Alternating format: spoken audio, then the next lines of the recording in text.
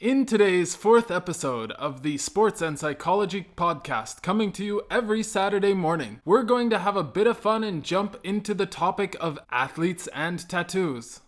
I feel like it's a topic that is marveled about, but rather seemed like something that's more taboo to really discuss. So here I am, going to discuss it in depth. We'll jump into some of the lesser-known psychological reasons behind why these decisions are made, and the benefits tattoos might bring to players' performance. And next week, we'll be right back into the tips and tricks for increasing performance. If you're someone who's interested in the psychology behind sports or the power of symbology, then you're right where you want to be.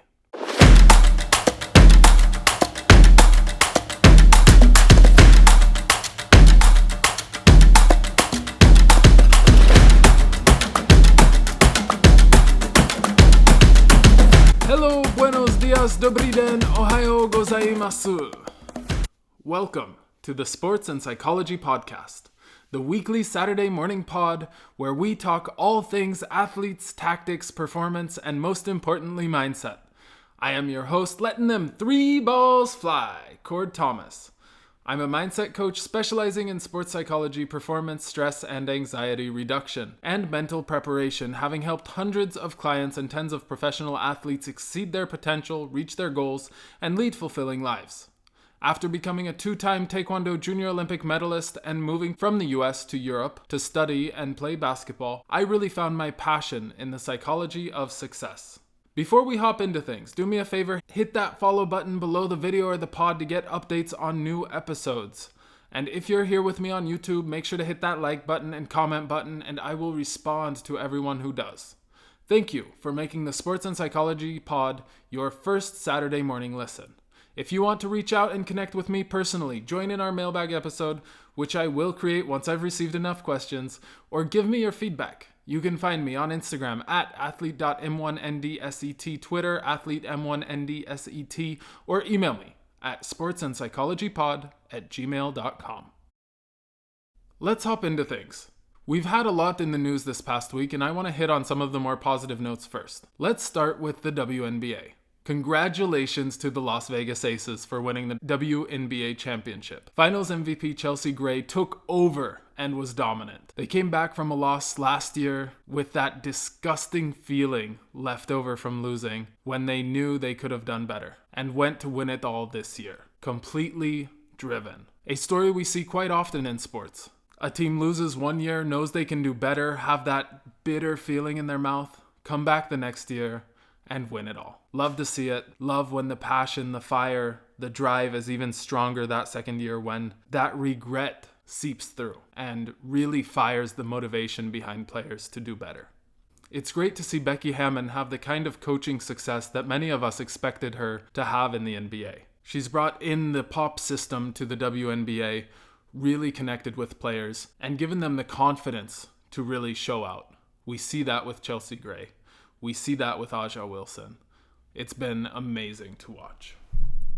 We also saw Spain win Eurobasket. Now, Juancho Hernan Gomez showed out, hitting a crap ton of threes, one after the other. He couldn't miss. Step backs, fadeaways. It was nuts. At the same time, a lot of us knew that he had this in him. That meter closer to the basket really makes a difference. We see NBA players hitting fadeaways from just inside three-point line. He's doing nothing different. Step backs, fadeaways, and it's a bit more in his range, it looks like. We also saw his brother, Willy Hernan Gomez, really challenge France on the inside. So Spain wins yet another Eurobasket, even though it wasn't expected that they would win. I saw it coming. I don't know who else saw it coming, but they have a lot of great young players coming up, and it's lovely to see. Something that really touched me was Rudy Fernandez and how really emotional he was winning the championship. A lot of the young guys were partying, knowing that they would see another 2-3 Eurobaskets. Rudy knew it was his last, and so the emotions broke loose. When the anthem was sung, when he got the trophy, you could really see how much effort, how much love he had for his teammates, for his country, and also how much gratitude there was for really winning in a year that it wasn't expected. Moving over to some of the less pleasant news. We got news that Celtics coach Ime Udoka, coming all the way from Oregon and taking a lot of his friends from Oregon all the way over to the other side of the country in Boston with his coaching staff, has been suspended. I don't know about you, sports fans and athletes. I don't think a coach should be suspended for having a consensual relationship with a colleague. Be that extramarital, be that the fact that it's a colleague, be that the fact that it's a subordinate. As long as it's consensual, no one's complaining. I don't quite see why there should be an issue. Ime Udoka has been suspended. That's fine. That's how it goes. Those are the rules. A lot of what is happening in the Twitterverse these days are people trying to figure out which female employee of the Celtics it was. That to me now is unacceptable. If you're going around trying to figure out who the lady that Ime Udoka slept with was or had a relationship going on with was, please find something better to do with your life. Please put your focus on yourself. This is nuts. You're not going to figure out who it is unless someone breaks it, and it's none of your business. So let's focus on us, move on, and wish the Celtics the best this season in a year when their new head coach, who took them very far last year, is not going to be there. So that's going to be something to watch. What was the effect of Ime Udoka on the team, and how are the Celtics going to survive without him? All right, we're going to take a quick break, and when we come back, we're going to be talking about all things athletes and tattoos.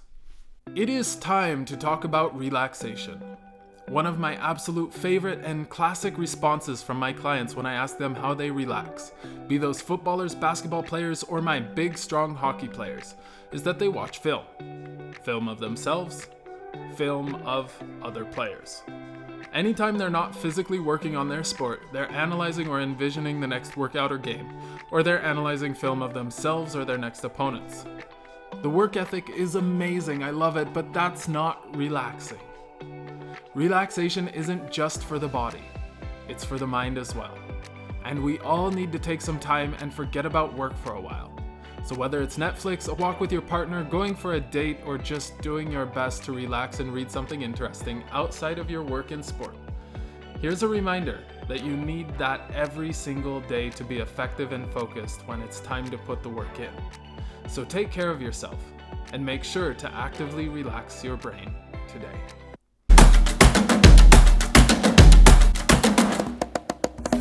Every fourth episode or so, I want to change up all the serious performance and growth talk with a more fun topic. And the first one I thought of was athletes and tattoos. Don't ask me why, it's something that came up when I was brainstorming what podcasts I would do. What an interesting fascination, right? Most athletes I know personally, even amateurs, have them. So what purpose do they serve? Why do athletes permanently color their skin? And psychologically, what do we see it doing for them? Let me be clear before we really jump into this. I don't recommend people to get or not to get tattoos on their bodies. I believe that it's everyone's choice as to whether it's something that brings them value in their life or not. I do think, though, that there are a lot of beneficial reasons and factors psychologically to tattoos that we might ignore. We're going to start with psychologically why tattoos are attractive. As humans, we have an attraction to things in general that are considered controversial, not allowed, permanent, can upset a certain demographic of the population, etc. Do I think that this is the main reason why athletes get tattoos? Rarely. Maybe if they're still around the ages of 16, 17, 18. If I'm getting something permanent put on my skin, unless it's a huge statement, it usually has to have deeper meaning for me personally. So there's some attraction to getting the first tattoo in the fact that it's taboo. It's an experience that I haven't had yet. A desire for the forbidden fruit, one could say. Also, there's a fair bit of peer pressure. If my friends, my teammates have really cool tattoos that I envy, then I'm much more likely to engage in discussions about what might look good or be meaningful for myself. But that only explains the first one. Hormonally, while getting a tattoo done, the body releases two main hormones, adrenaline and endorphins. The adrenaline rush helps us deal with the pain, feel stronger, and for a little while, at least quite enjoy the process and the pain as a person has a complete boost of energy. That in combination with the endorphins, also helping to numb the pain and give a person a feeling of euphoria. I imagine scoring a goal in a playoff match in extra time, or hitting a three-pointer with time running out on the clock of an important game. That's the kind of hormonal rush that one gets. That combination of stress creating adrenaline after a long amount of physical struggle with the endorphins of winning the game could be a similar comparison. So, psychologically and hormonally, it's something that's attractive. And once a person has one, will almost always have a desire to go back and get another. But if we stopped at what you could find in an easy Google search, that wouldn't be any fun. Something that's important to think about and remember when it comes to professional athletes is that their body has been molded, somewhat controlled, and objectified from a young age. Their skills and physicality, as well as physique, has been rated, judged, and commented on since they started with their sport, most likely. They've been told how to eat, how to work out, to get the best level of performance. They've been judged based on their muscle tone. This is something that is really close to an athlete's identity, and our bodies in general are very connected with our feeling of identity and who we are. What is the result of all of this commentary? A lot of athletes who get out of their teens and struggle with social identity struggle to know who they are outside of their sport, on one hand. On the other hand, have a feeling of not owning their success. I had a footballer as a client at 20 years old who came to me with social anxiety as one of his major issues. As long as he was on the pitch, he was completely fine. But whenever the conversation moved away from skills, tactics, athleticism, or his body and attitude, he wasn't used to any other topics. This is really toxic, obviously, for a 20-year-old male to be feeling this way. But it's what he had been groomed to be. His father would never speak to him of anything else. His mother cared for him as best as she could with the main goal of him being prepared for his next training or match. And at school he was often shunned or bullied, not allowed to have an opinion if he did have one, because he's the good-looking football player that isn't particularly intelligent. Unfortunately for this client, all of this was combined with a heavy dose of being introverted and spending most of his downtime on his own, further ostracizing himself socially. There's nothing wrong with being an introvert, obviously, but it didn't help with his social anxiety. What point am I trying to make here? Tattoos can be symbolic in that a person announces to the world that this body is my own, and I can do with it what I want. After years and years of being told exactly how to treat your body, what to put in it, when to exercise it, etc., a person desires a feeling of ownership. Something like a tattoo for some athletes is just that. It's a confirmation that this life, this body is my own, and I can do with it what I want. Not only what I'm being told to do so that I can achieve my goals. I can put symbology, I can put ownership over my own body. We might think of it as something like a tag that we would use for animals, where we would tag an animal with a number to show ownership over them. Well, if I can tag my own body with some symbol, with something that represents myself, now I can claim ownership. You would think with all the hours and hours and hours of training and thinking about the sport that the athlete would already see ownership over their own body, but it doesn't tend to be this way. There truly is a lot of not only lacking ownership, but a feeling that their success isn't their own, that it's the people around them who have done so much for them, and they're so grateful, and that's amazing, but they're lacking the confidence and the self-trust. Using this same thought pattern, this applies somewhat to creative expression as well. Some people see the body as a canvas, and a way an athlete can express themselves and their identity outside of just being labeled as an athlete is through their ink. With most athletes, it's quite obvious when standing around most people that they're professional athletes. They're bigger, stronger, faster than the average person on the street. They're oftentimes, again, judged and stereotyped for these things. So putting some ink on them gives them at least the opportunity to be stereotyped for something different from what they've had their entire life growing up, which was athlete, athlete, athlete. On that creative side, it allows me also to branch out individually, branch out personally, show who I am culturally. If I can show who I am culturally, that also can return to help me in my sport in terms of I'm happy representing myself, my own style, and that style is going to come out in the way that I play, in the way that I show up. We are going to take another short break, and when we come back, we're going to deep dive into symbolism and identity with athletes and tattoos. Stick with me, we'll be right back.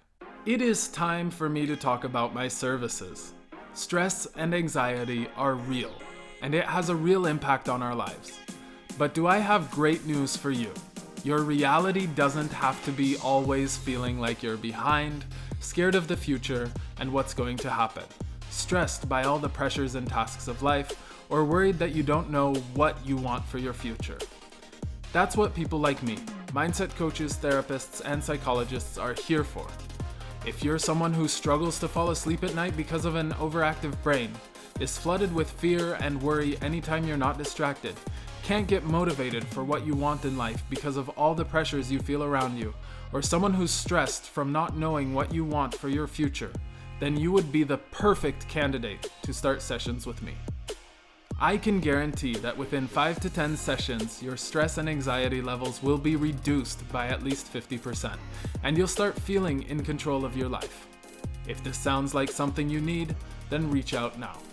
Send me a few sentences on what you're struggling with, and I'll tell you directly whether or not we would be a good match. And if not, I'll do my best to recommend someone who would. I work with athletes 15 years of age and older, and all other clients from 17 plus, and each session is only $60 at the moment. For an experienced American private coach or therapist, you could expect to be paying at least $350 per session. I work on individual needs, and all of my sessions are completely personalized to your needs, whether that's online or in person. So take a look at booking a session directly at coachingpraha.com. That is coachingpraha.com/book-online. Or reach out to me on Instagram at athlete.m1ndset, Twitter athlete_m1ndset, or email me at sportsandpsychologypod@gmail.com.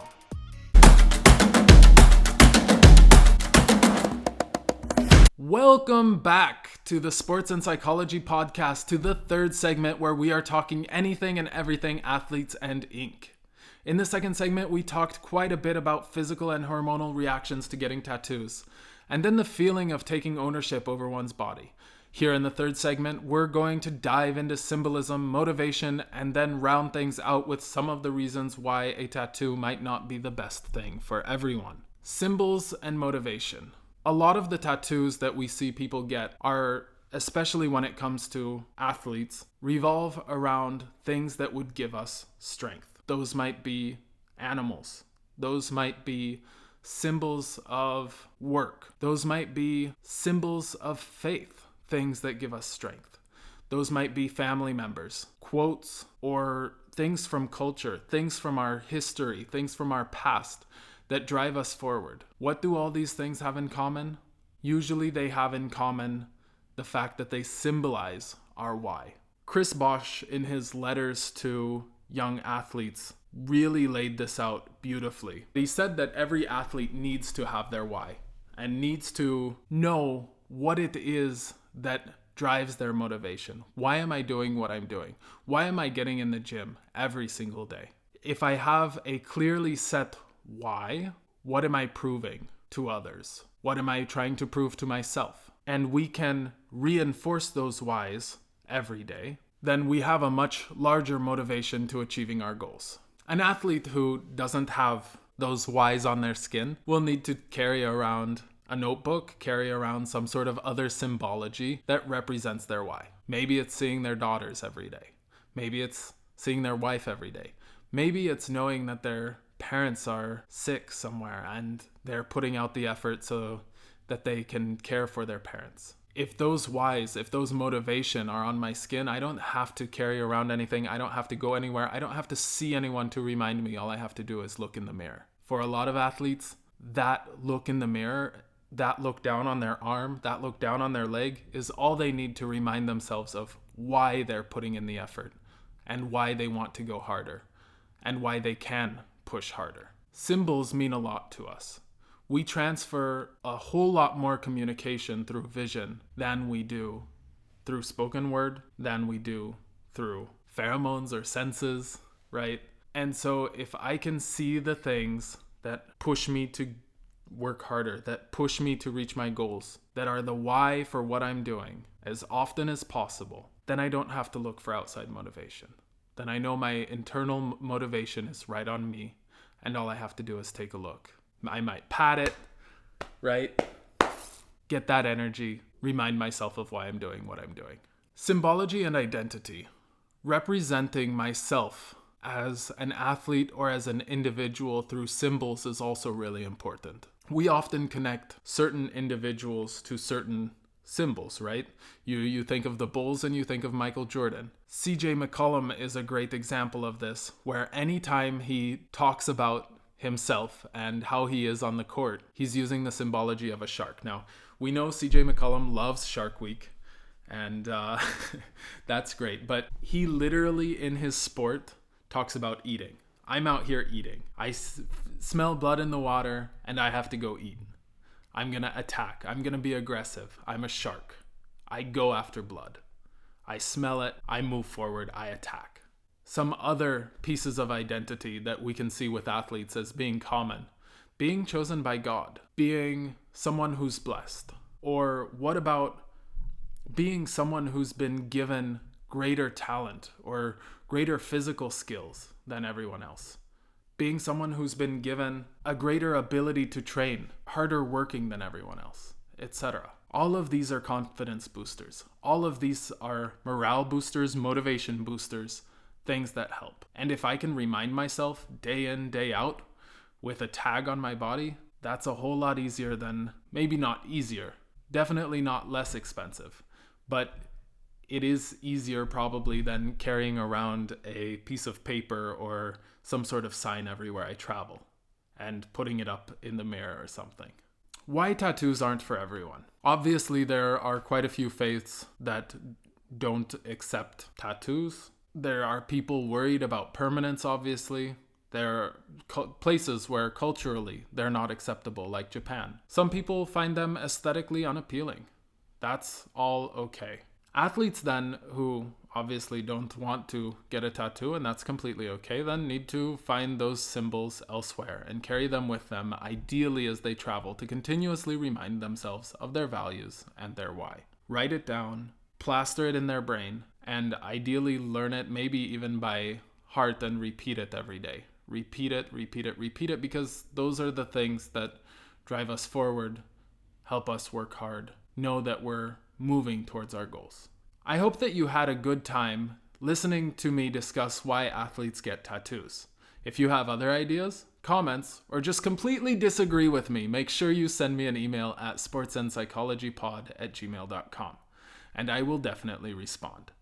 I think it's great to see how athletes can help themselves in committing, motivation, and their values by putting those symbols directly on their skin. On top of that, they can firm themselves in their identity as adults, choosing their path instead of always just performing for others who expect that from them. Obviously, this is just a symbol, but to us internally, symbols can mean a whole lot more than a bunch of words. Thank you for listening or watching here on YouTube to the Sports and Psychology podcast. Please tell your friends if you like the pod. I'm streaming every Saturday morning everywhere you can find podcasts, as well as on YouTube. If you want to get your questions into a mailbag or give me your thoughts, give me a comment below on YouTube or reach out on Instagram at athlete.m1ndset, Twitter, athletem1ndset, or email at sportsandpsychologypod@gmail.com. Do me a favor and hit that like and subscribe button, and make sure to leave that 5-star review on Apple Podcasts. And remember, repeating and confirming why we're putting in the work and performing every day is an extremely helpful tool to motivate ourselves as athletes. Have a great weekend, everyone. Talk to you next week.